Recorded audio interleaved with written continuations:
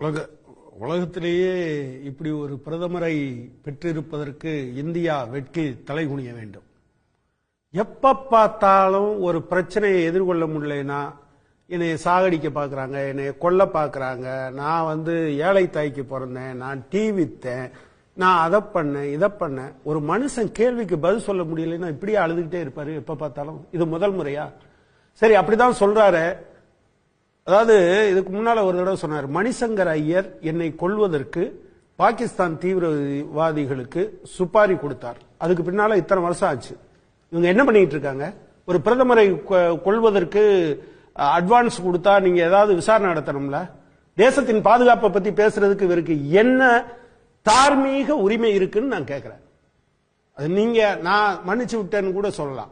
ஆனா எப்படி நடந்ததுன்னு கேட்கணுமா இல்லையா? அப்ப இவங்களுக்கு இயல்பான குணமே ரொம்ப வக்கர குணம். 5 வருஷத்துக்கு முன்னால தேர்தல் வந்தது கேரளால. இந்த பினராயி விஜயன் தங்கம் கடத்திட்டாருன்னாங்க. 5 வருஷத்துக்கு பின்னால என்னைக்காவது பேசுனாங்களா? அதாவது யாருமே நம்ப முடியாத, இப்ப பேசுறாங்க, யாருமே நம்ப முடியாத அவதூறுகளை அள்ளி தெளிப்பதன் மூலம் தங்களுடைய தேச விரோத செயல்களையும் குற்றங்களையும் மறைப்பதற்கு இவர் முடிச்சிருக்கிறார். அதுதான் இது.